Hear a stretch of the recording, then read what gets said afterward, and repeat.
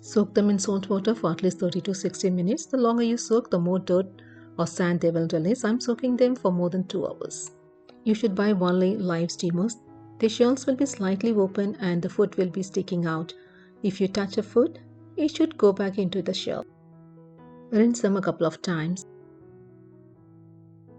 In a big pan or a wok, add 2 cups of water, add the clams, cover it and cook on high heat. Once the water boils, reduce the heat to medium and steam for about 10 minutes.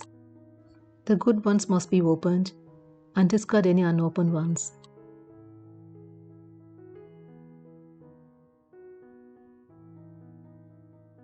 Serve them on a plate and do not discard the broth.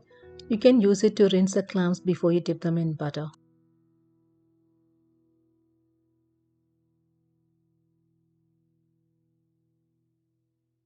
Thanks for joining. See you again soon with an awesome recipe. Till then, goodbye.